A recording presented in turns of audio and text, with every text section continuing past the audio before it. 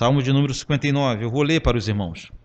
Diz assim: Livra-me, Deus meu, dos meus inimigos, põe-me acima do alcance dos meus adversários. Livra-me dos que praticam a iniquidade e salva-me dos homens sanguinários, pois que armam cilada a minha alma, contra mim se reúnem os fortes, sem transgressão minha, ó Senhor, ou pecado meu. Sem culpa minha, eles se apressam e investem. Desperta, vem ao meu encontro e vê. Tu, Senhor, Deus dos exércitos, és o Deus de Israel. Desperta, pois, e vem de encontro a todas as nações. Não te compadeças de nenhum dos que traiçoeiramente praticam a iniquidade. Ao anoitecer, uivam como cães à volta da cidade. Alardeiam de boca os seus lábios a espada, pois dizem eles: quem há que nos escute? Mas tu, Senhor, te rirás deles, zombarás de todas as nações. Em ti, força minha, esperarei, pois Deus é o meu alto refúgio. Meu Deus virá ao meu encontro com sua benignidade. Deus me fará ver o meu desejo sobre os meus inimigos. Não os mates, para que o meu povo não se esqueça. Dispersa-o pelo teu poder e abate-os, ó Senhor, escudo nosso.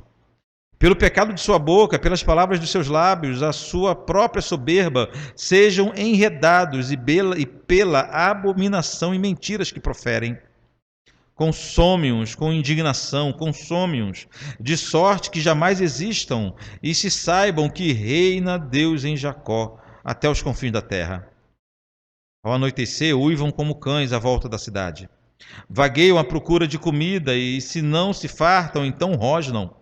Eu, porém, cantarei a tua força pela manhã, louvarei com alegria a tua misericórdia, pois tu me tens sido alto refúgio e proteção no dia da minha angústia.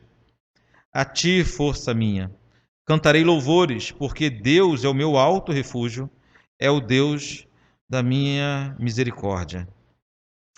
Vamos falar com Deus mais uma vez. Pai querido, nós te louvamos, Pai, porque tivemos a chance de ler mais uma porção das Sagradas Escrituras nessa manhã.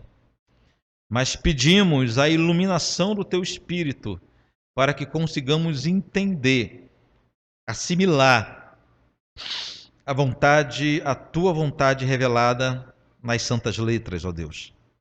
Permaneça aqui conosco, em nome de Jesus. Amém.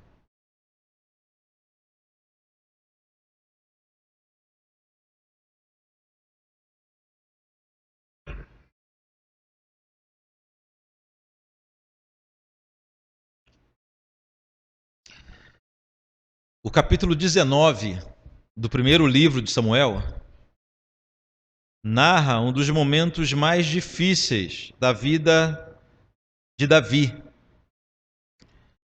A tensão que existia entre Davi e Saul só crescia cada dia mais. Davi já era casado com Mical, filha do rei Saul. Ou seja, Davi já era genro de Saul. Davi trabalhava em prol de Israel. Davi jamais cometeu um único ato ou jamais proferiu uma única palavra contra o rei Saul. Porém, nada disso era suficiente para aquietar o ímpeto que Saul tinha de matar Davi. Nada. Havia uma mistura de raiva com inveja no coração de Saul.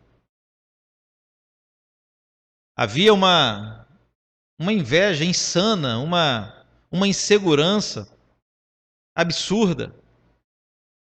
Saul era um homem muito forte, muito valente, muito capaz, um grande rei, um grande soldado, um grande guerreiro, mas completamente instável em seus sentimentos e inseguro em relação ao trono.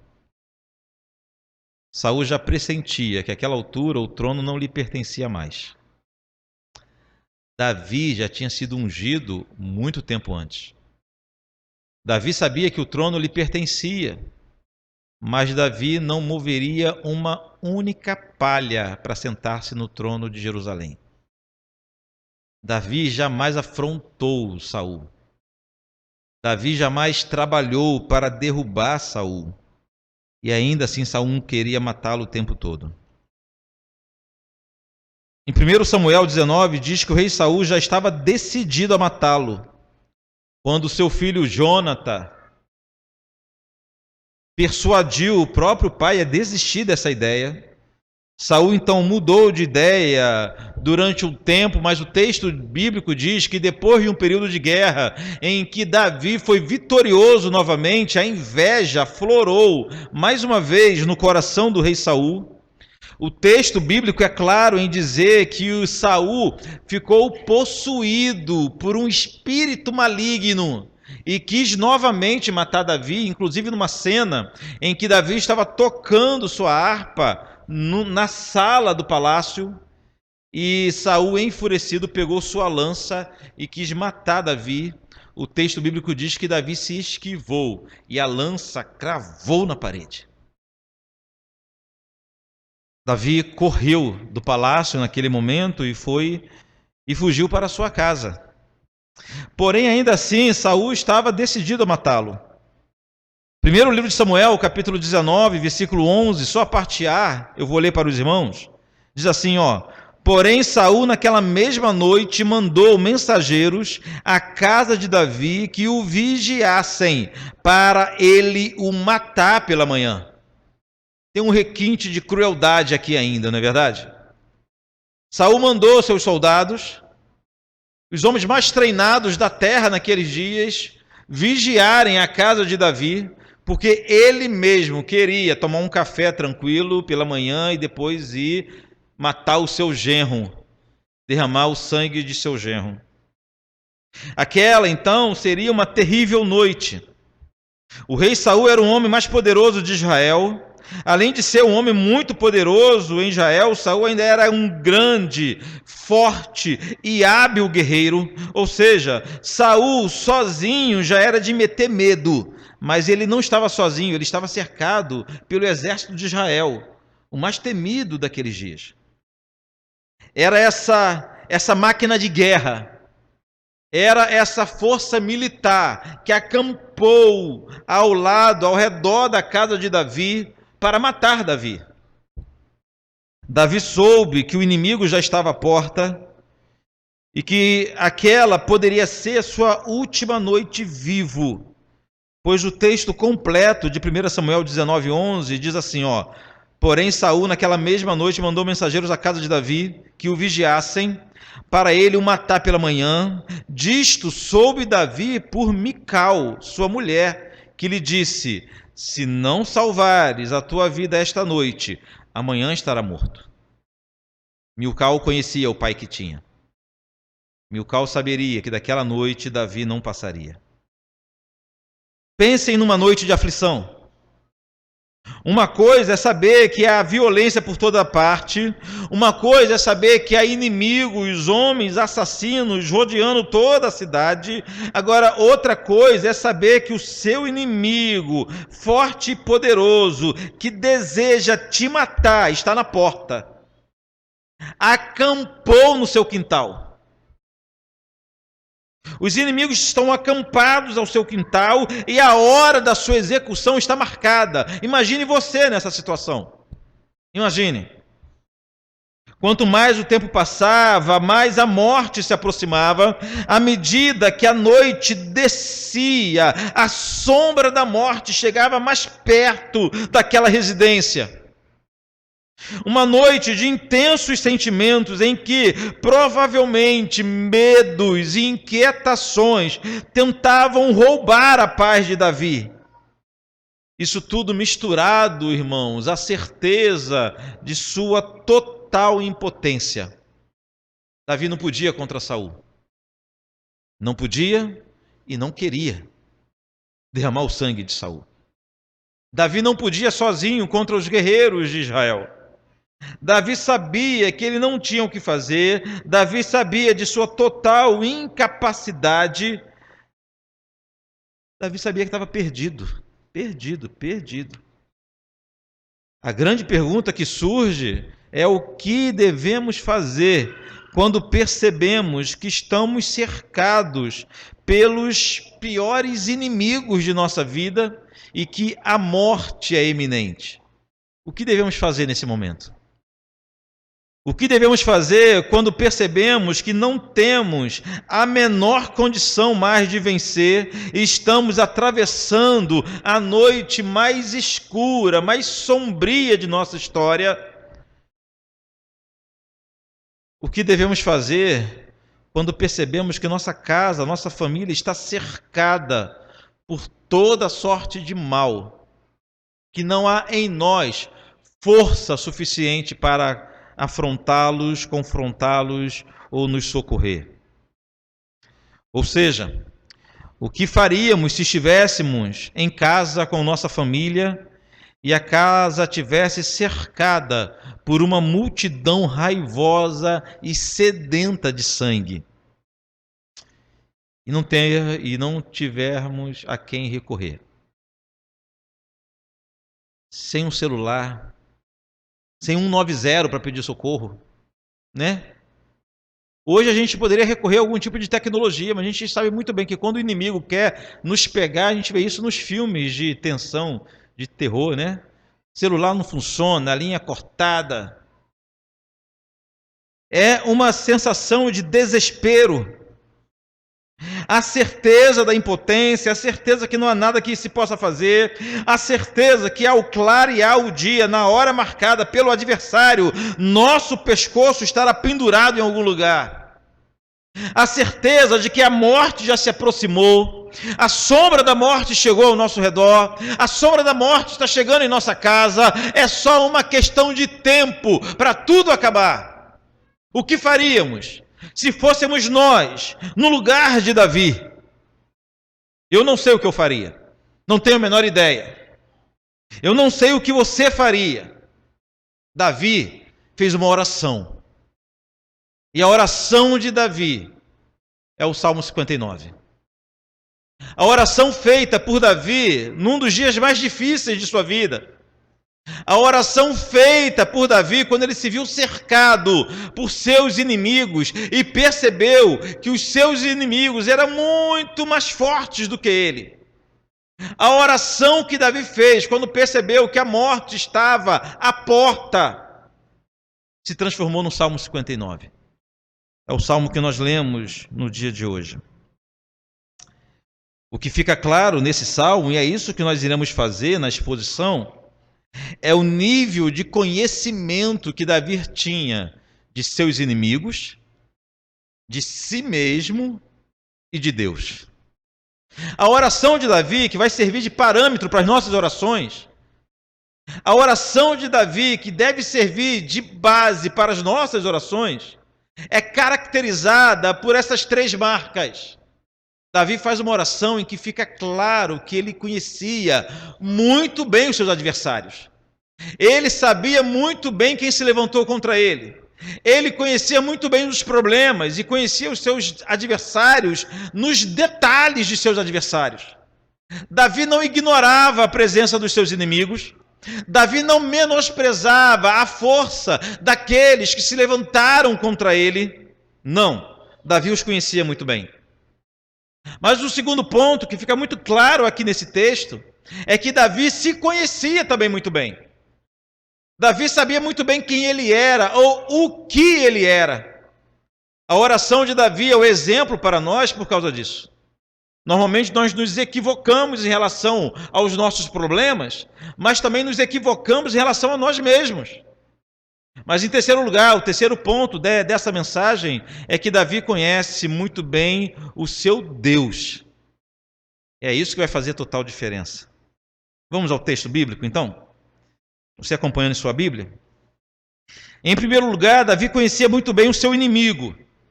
Davi sabia que conhecer bem seus adversários, conhecer bem as verdadeiras fontes de seus problemas, ajudava a entender o cenário e fazer uma oração mais correta. Ele sabia que seus adversários eram homens iníquos e sanguinários.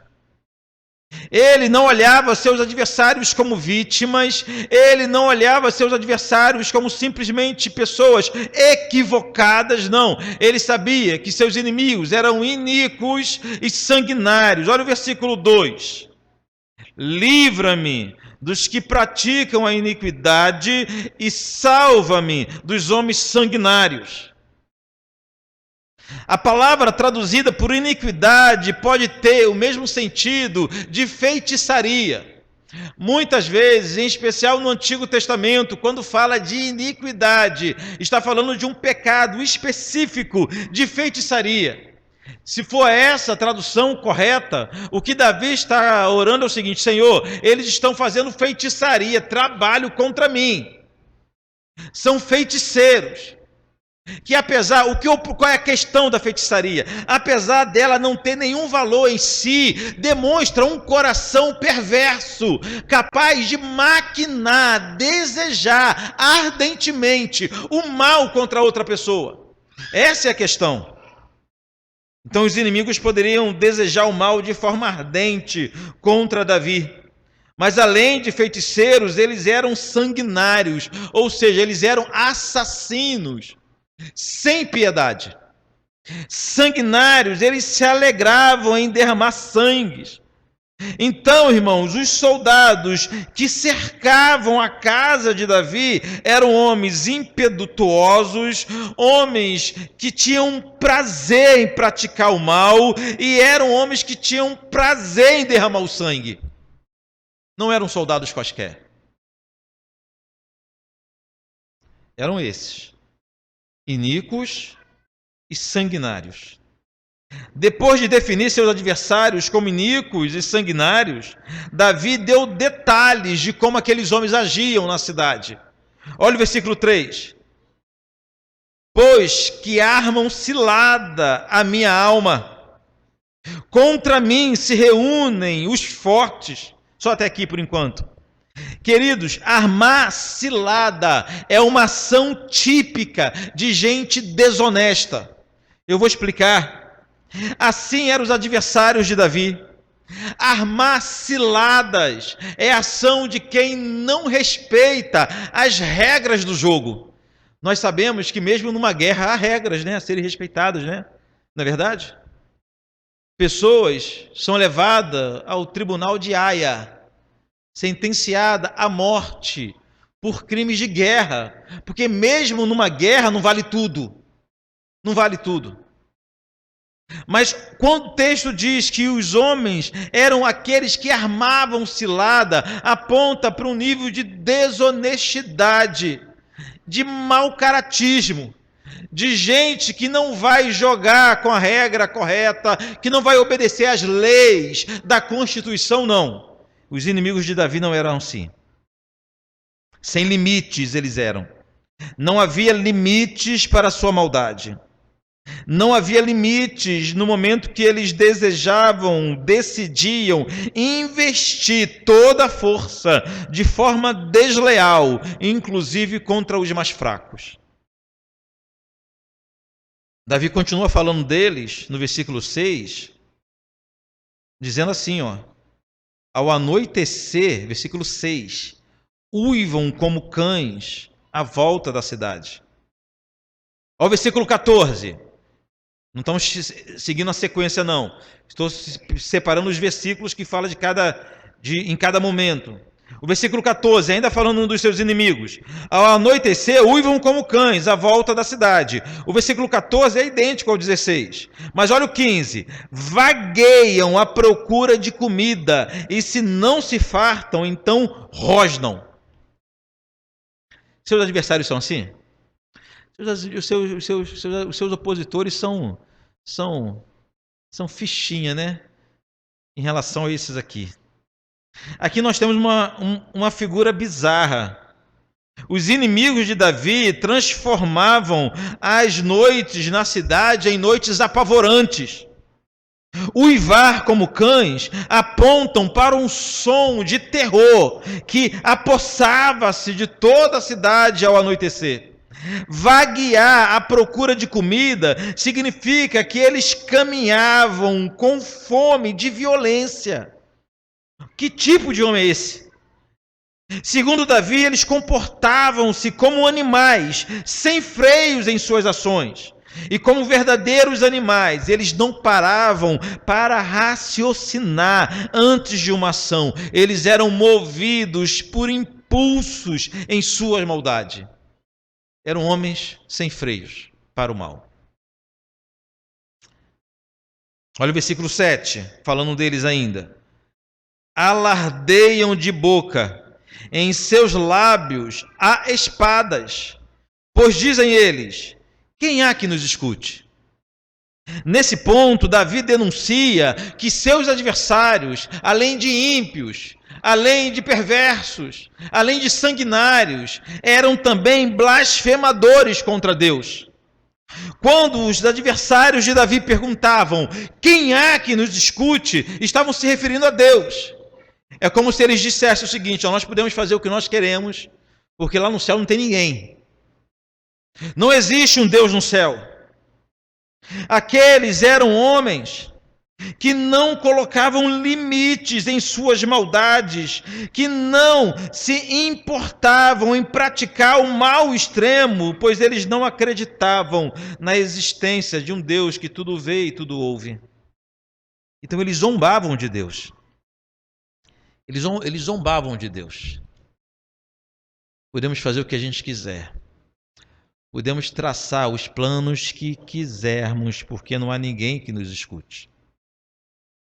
Esses eram os inimigos de Davi. Homens ímpios, assassinos sanguinários, animais descontrolados, animais violentos e terríveis blasfemadores. Esse tipo de gente estava cercando a casa de Davi. Assim, não é verdade? Era esse tipo de gente que cercava a vida de Davi naquela noite. Então Davi conhecia bem os seus inimigos. Em segundo lugar, ele se conhecia bem. Davi demonstra que conhecia muito bem ele próprio, o próprio Davi. Conhecer bem os adversários é muito importante, mas igualmente importante é se conhecer. Em primeiro lugar, Davi sabia que ele era um homem sem culpa. Olha o versículo 4. Sem culpa minha, eles se apressam e investem. Desperta, Senhor, venha ao meu encontro e vê isso. Sem culpa minha. Nesse ponto, irmãos, preste atenção. Davi não estava dizendo que ele era uma pessoa sem pecado. Não. Ele sabia que nasceu em pecado. Quando ele diz sem culpa minha, ele estava querendo dizer o seguinte: nessa questão, nesse episódio, eu não tenho responsabilidade. Eu nunca tentei nada contra Saul. Eu nunca fiz nada que ofendesse a integridade de Saul. Eu nunca me rebelei contra Saul. Apesar de Davi ter sido ungido pelo profeta Samuel, ele se comportava no compasso da espera, aguardando o dia que o Senhor lhe daria o trono. É nesse sentido que ele está dizendo que ele não tinha culpa, não havia nele culpa. Então ele se conhecia nesse sentido. Ele sabia que era um pecador, mas nesse episódio, naquele episódio, ele era inocente. E em segundo lugar, ele reconhecia sua total fraqueza. Versículo 1, fica claro isso. No versículo 1, quando ele diz, livra-me, Deus meu, dos meus inimigos. Põe-me acima do alcance dos meus adversários. Ou seja, ele sabia que estava ao alcance de seus adversários. Ele sabia que não tinha força contra os seus adversários. Ele sabia que era limitado. E quando ele disse, livra-me, Deus meu, dos meus inimigos, era porque ele sabia que se Deus não o salvasse, ele não se salvaria.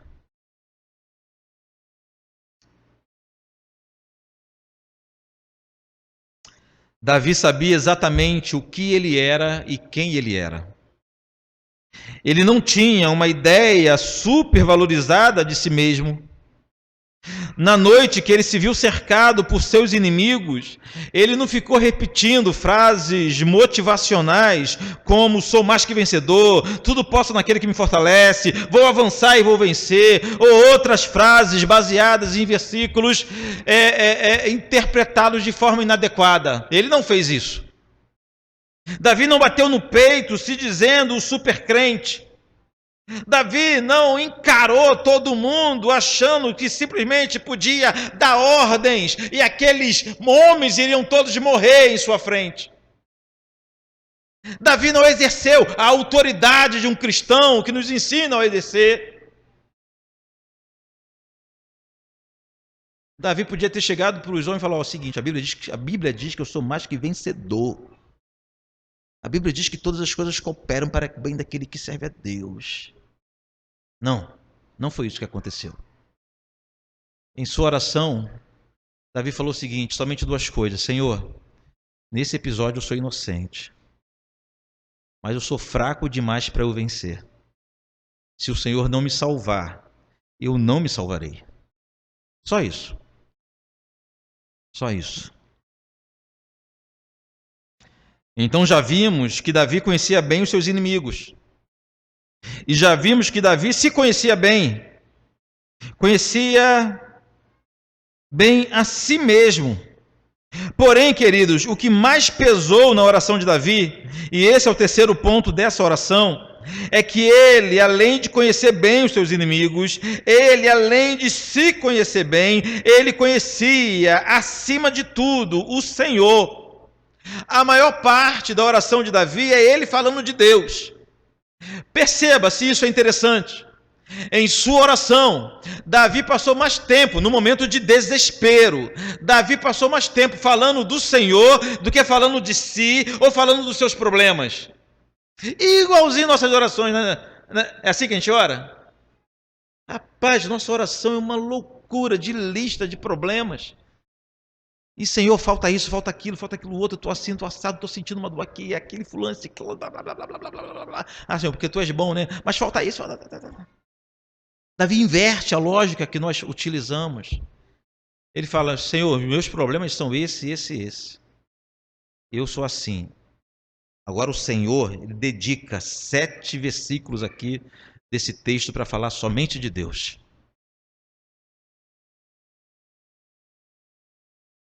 No versículo 1 ele está falando de Deus já. Livra-me, Deus meu, dos meus inimigos. Põe-me acima do alcance dos meus adversários. Ao versículo 2, livra-me dos que praticam a iniquidade e salva-me dos homens sanguinários. O que nós aprendemos aqui é que se Deus não agir, Davi sabia que se Deus não agisse, ele iria morrer de manhã, antes de tomar o café, antes do dia clarear. Ao versículo 10, ele falando de Deus ainda, versículo 10. Meu Deus virá ao meu encontro com sua benignidade. Deus me fará ver o meu desejo sobre os meus inimigos. Ele estava dizendo de uma vitória, estava falando de uma vitória, mas deixando certo que era Deus quem faria, era Deus quem agiria. O versículo 13: consome-os com indignação. Indignação aqui pode ser fogo consumidor, pode ser fogo, pode estar se referindo a fogo. Consome-os com indignação, consome-os de sorte que jamais existam, e se saiba que reina Deus em Jacó até os confins da terra. Davi, aqui no versículo 13, está falando daquela ira de Deus. Quando o texto fala de indignação, fala daquele furor, da ira, que sai das narinas de Deus e pode consumir o pecador. É esse Deus que ele acredita. Só Deus pode livrar, só Deus pode salvar, só Deus vai ao encontro do necessitado, só Deus atende a oração, só o Senhor trabalha em favor dos que o temem. Essa é uma característica que só o nosso Deus tem. Só o nosso Deus trabalha em nosso favor. Por conhecer o Senhor, Davi sabia que Deus é soberano não apenas em Israel, mas no mundo todo. Ao versículo 5. Tu, Senhor, Deus dos exércitos. O que estava cercando a casa de Davi? Um exército, na verdade? Mas acima do exército, há o Deus dos exércitos. Tu, Senhor, Deus dos exércitos, és o Deus de Israel. Desperta, vem, pois, e vem de encontro a todas as nações. Não te compadeças de nenhum dos que traiçoeiramente praticam o mal. Davi, em seu momento de angústia, sabia que estava clamando um Deus, que o seu poder não estava limitado a Israel, mas o poder de Deus alcança todas as nações. Ele é Deus sobre todas as nações. Será que faz diferença, irmãos? Na hora da angústia, nós orarmos ao Senhor sabendo que Ele é Deus de toda a terra? Faz diferença?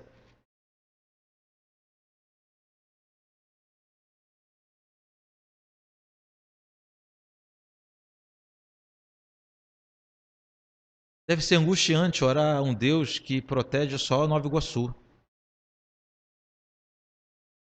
Deve ser angustiante clamar a quem é padroeiro só do Rio de Janeiro, só do Brasil. Em sua oração, Davi lembra que Deus é Deus do universo, de todas as nações, de tudo que há. Lá atrás, no versículo 7, vimos que os adversários de Davi zombavam de Deus, né? Quando diziam, quem há que nos escute? Aqui no versículo 8, falando de Deus, há uma resposta para os zombadores. Versículo 8. Mas tu, Senhor, te rirás deles, zombarás de todas as nações. Uma imagem difícil de nós assimilarmos é a imagem de um Deus zombando, né? Mas é o que o texto diz. Por conhecer o Senhor, Davi sabia que de Deus não se zomba. O santo Deus não deve ser alvo das piadinhas dos homens. Todos precisam saber que, para o nosso próprio bem, não devemos brincar com o Senhor. O que a Bíblia está dizendo aqui é que chegará o dia em que Deus zombará dos zombadores. Davi conhecia bem o Senhor, não é verdade? Muitos de nossos irmãos hoje não conhecem esse Deus. Muitos de nossos irmãos hoje vai chegar para a gente e falar, não, meu Deus não é isso aí não. Meu Deus não zomba de ninguém não. Meu Deus não tem adversários e inimigos não. O Deus deles. Porque o Deus da Bíblia zomba dos zombadores. Davi termina essa sessão da oração em que ele fala de Deus usando duas expressões para se referir ao Senhor. Dois nomes ao nosso Deus. Ele chama o Senhor de minha força e meu alto refúgio, no versículo 9. Olha o versículo 9. Em ti, força minha, esperarei, pois Deus é meu alto refúgio. Que alegria. Força e refúgio. Imaginem como foi para Davi quando viu sua casa cercada por adversários, lembrar que o grande Deus era sua força e refúgio, ou que o seu refúgio e sua força era o Senhor. Ou como outros salmistas escreveram no Salmo 46, Deus é o nosso refúgio e fortaleza, socorro bem presente nas tribulações.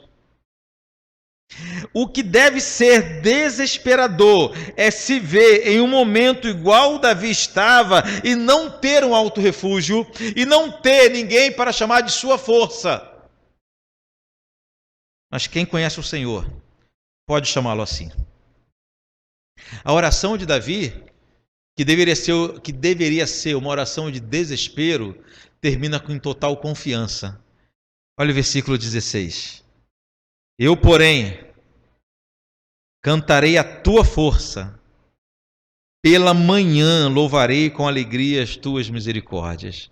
Ou seja, havia uma morte agendada para o dia seguinte. Mas Davi sabia que Deus é bom, é sua força e seu escudo. Davi diz o seguinte, amanhã de manhã, ao invés do meu pescoço estar pendurado numa forca, ao invés de ter luto aqui na minha casa, eu estarei cantando as suas misericórdias. Aquela era uma noite tenebrosa. Aquela era uma noite de profundas trevas, mas ele tinha certeza que pela manhã louvaria com alegria. Quem pode ter certeza que pela manhã louvará com alegria? Somente quem conhece o Senhor. Somente quem conhece o seu Deus. E assim termina o texto de hoje. Para a gente entender a principal doutrina desse texto, eu vou remeter a nossa memória a um profeta chamado Sofonias. Sofonias era um pequeno profeta. As profecias de Sofonias compõem um pequeno livro da Bíblia. E ele, o livro de Sofonias, é repleto de acusações contra Judá e contra Jerusalém. Na verdade, Sofonias foi um dos últimos profetas antes da grande destruição. Em Sofonias, é um texto curto, é um livro pequeno, mas 90% do livro é acusando os pecados do povo. Mas ainda assim, a principal lição do livro de Sofonias não é a doutrina do pecado. A principal doutrina do livro de Sofonias é a doutrina da salvação. Nele nós vemos o que o Senhor é capaz de fazer para que o seu povo seja salvo, reencontrando o caminho. O livro de Sofonias nos ensina não o que Deus é capaz de fazer para castigar o seu povo. O livro de Sofonias nos ensina o que Deus é capaz de fazer para salvar o seu povo, inclusive, se for preciso, levando ao cativeiro. É isso. A principal doutrina do livro de Sofonias, ou o versículo que expressa toda a sua doutrina, é o versículo 17 do capítulo 3 de Sofonias. Não precisa abrir, Sofonias, até porque você vai demorar a achar. Sofonias 3, versículo 17, diz assim, o Senhor, teu Deus, está no meio de ti. Ele é poderoso para salvar-te. A principal doutrina de Sofonias é essa: o nosso Deus, Ele sim é poderoso para salvar-te. Você não tem como se salvar. Ninguém mais pode te salvar. O rei não pode te salvar, outras nações não poderão te salvar, os seus amigos não te salvarão, mas o consolo é que Deus está no meio de vocês. Ele é poderoso para lhe salvar. O que o pequeno profeta Sofonias nos ensina é que Deus põe todos e tudo que existe debaixo de sua operação, e Deus põe todo o seu poder em operação para salvar o seu povo, para salvar os seus filhos. Se Ele deseja salvar, será salvo. Será salvo. E é exatamente isso que encontramos aqui no Salmo 59. A principal lição, a principal doutrina do Salmo 59 é que somente o Senhor pode salvar. Somente o Senhor pode salvar-nos. Somente o Senhor pode te salvar. Somente o Senhor pode salvar a sua família. Somente o Senhor. Então, queridos, não basta que sejamos realistas com relação ao tamanho dos nossos problemas. Não basta que conheçamos bem os nossos inimigos. Não basta também que sejamos realistas com relação à nossa própria força. Não basta reconhecermos nossa insignificância e nossos poucos recursos. Não basta. O que precisa e o que vai fazer diferença no momento em que nos encontrarmos cercados pelos piores tipos de inimigo, pelo pior mal que pode cercar nossa casa e nossa família, o que fará a diferença nesse momento é o quanto de Deus você conhece. E se você conhece bem o Senhor. Se você é um daqueles crentes que estão na igreja há milhares de anos, mas conhece pouco a Deus, você vai se desesperar e cometer algo terrível. Se você é um daqueles crentes que pensam que conhece o Senhor, mas não o conhece, você será vencido Com certeza. Com certeza. Com certeza.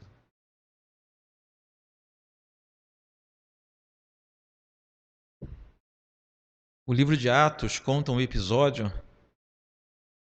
de uns homens que queriam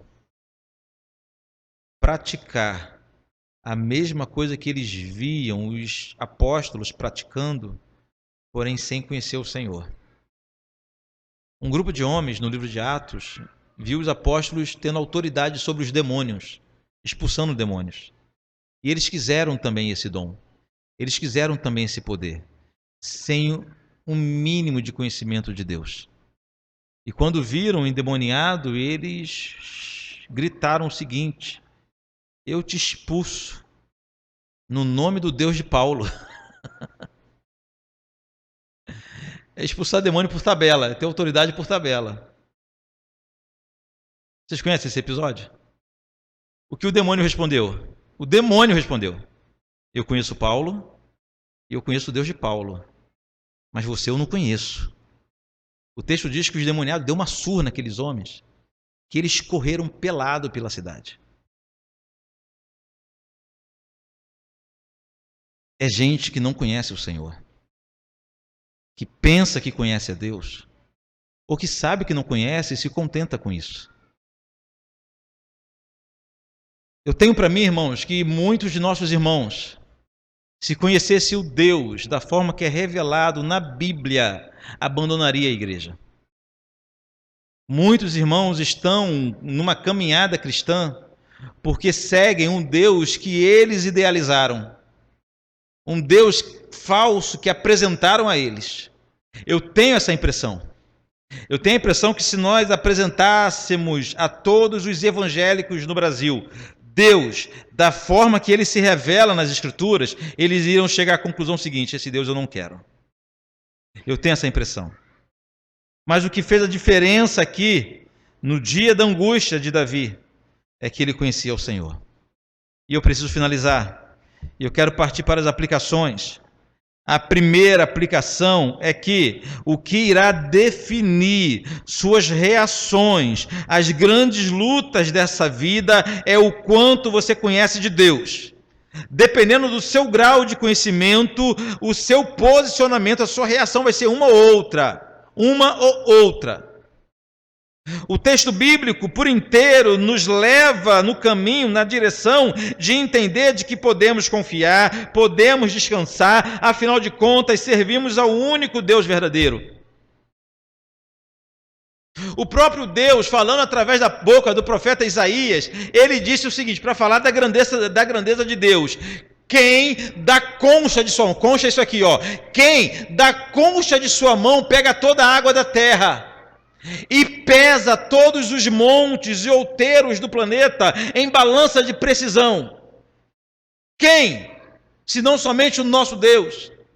Esse mesmo que pega toda a água da terra na concha de sua mão e todos os montes, ele mede, ele pesa em balança de precisão, não vai ter dificuldade nenhuma em conhecer e resolver os seus problemas. Para ele não há dificuldade. Se conhecermos o grande Deus da forma que ele é, nós iremos passar o dia mal, não com alegria, irmãos. O cristão que tem fé não é aquele que canta em toda situação. O cristão que tem fé não é aquele que louva a cada momento. Isso é só na música da Cassiane. Na verdade, o que a Bíblia diz é que tem hora de chorar, tem hora de se lamentar, tem hora de sentir medo, tem hora de sentir pavor na alma. Mas o que um cristão faz? Ele corre, dobra os seus joelhos e deposita toda a sua esperança e confiança no Deus que tudo pode. Essa é a diferença. Mas só quem conhece o Senhor, poderoso para salvar. Em segundo lugar, só conheceremos mais o Senhor através de uma vida de piedade. Meditação na palavra e oração é o que nos aproxima de Deus. Meditação na palavra, estudo da palavra do Senhor e uma vida de oração nos leva mais perto de Deus. E a aplicação para nossas famílias é óbvia, a aplicação aqui para nossa casa é óbvia.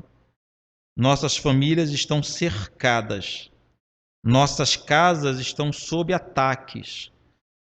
Especialmente nossos filhos são alvos desse mundo. O Salmo 59 é um exemplo de oração que devemos fazer todos os dias por nossa casa. Não se iluda, não se engane. A sua família também está cercada. De repente você ainda não percebeu. Não se engane, há uma batalha, há uma milícia acirrada, impetuosa contra a sua casa. Você só não percebeu ainda. E se você permanecer desatento assim, muitas coisas podem acontecer. Muitas coisas. Pastor, lá em casa a gente está em paz, não tem problema nenhum, está tudo em dia, graças a Deus. Mas tem gente trabalhando contra a sua casa. Eu vou dar somente um exemplo. Somente um exemplo. O mundo trabalha para mudar, transformar o nosso conceito, a nossa definição de família. Nem quero falar da militância LGBT, não é essa a questão. Estou falando que de repente a gente se arma contra grandes investidas contra a nossa família e, no entanto, a gente abre a guarda para novos conceitos, nova mentalidade, definindo qualquer grupo de pessoas como família. Aqueles que amam mais amigos do que os irmãos. De vez em quando eu ouço alguém dizendo assim que tem uma amiga, um amigo que é mais importante para ela do que o seu irmão. Aí eu fico pensando só com meus botões, até você perder os dois. A gente perde um amigo, é algo doloroso. Doloroso, é triste perder um amigo. Mas perder um irmão de sangue é uma amputação. A gente fica sem um membro para o resto da vida. É bem diferente. E o mundo lança essas novas mentalidades, esses novos conceitos em relação à família, inserindo novos elementos à família, inserindo novo tipo de ser à família. Família é da forma que o Senhor criou. E toda vez que eu tento remoldar a família, eu estou dizendo para Deus o seguinte: a minha visão de família é melhor do que a tua. É uma rebeldia, uma rebelião contra o plano de Deus para a família. Contra o plano de Deus. Então o que eu peço que os irmãos tenham todo cuidado. Eu peço que os irmãos tenham todo cuidado. É com o conceito que os irmãos têm de família. E como que a nova mentalidade mundial tenta refazer, reconstruir um conceito de família, mas para destruí-la, não para aprimorá-la, para destruí-la. Família é o que a Bíblia diz que ela é, e não o que nós definimos que ela é. Estão me entendendo? Famílias estão sob ataque. Use o Salmo 59 não como reza, não para decorar o Salmo 59, mas como parâmetro para nossas orações em nossa casa, por nossa família. Amém? Pessoal do louvor, por favor, feche seus olhos, curve sua cabeça. Senhor Deus, nós te louvamos por sua palavra mais uma vez, que nos faz entender que nossa casa está sob ataque, ainda que não percebamos.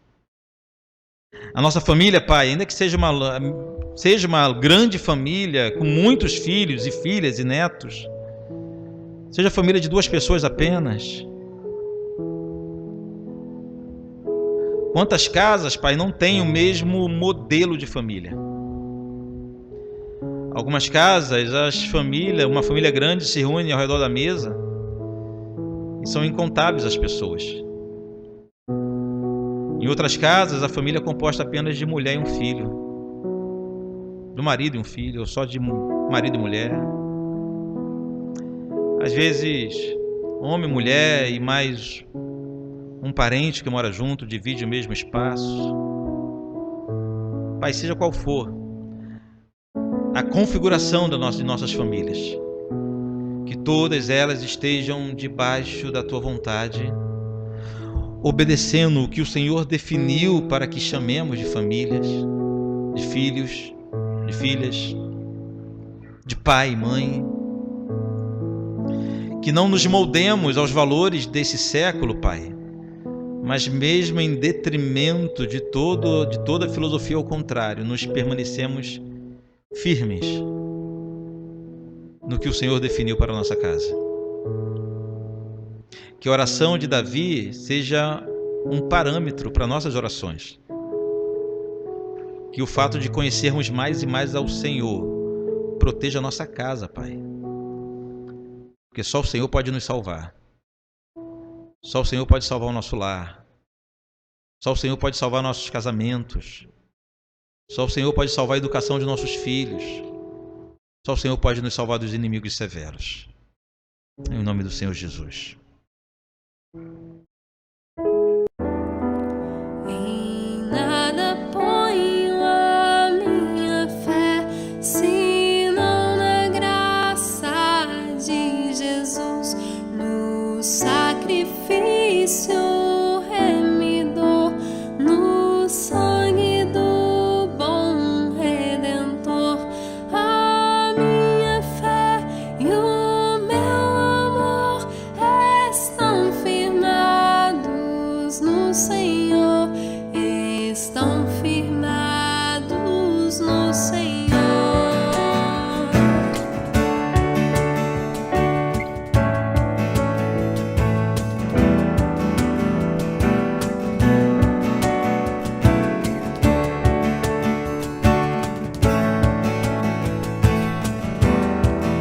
Se lhe não posso a face ver, na sua graça vou viver.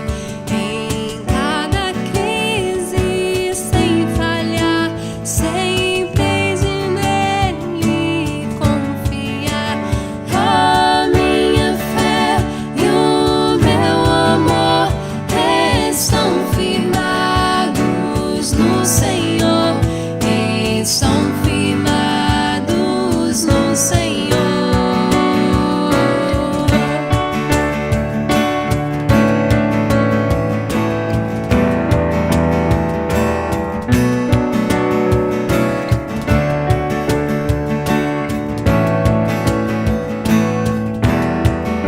Seu juramento é muito leal, abriga-me no temporal. Ao vir cercar-me a tentação, é Cristo a minha salvação.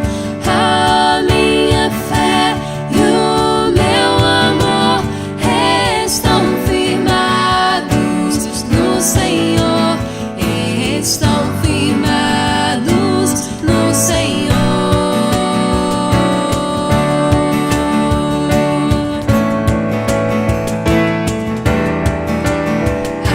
Assim que o seu clarim soar, irei com ele me encontrar e gozarei da redenção com todos que no céu estão. A minha fé e o meu amor estão firmados no Senhor, estão firmados no Senhor.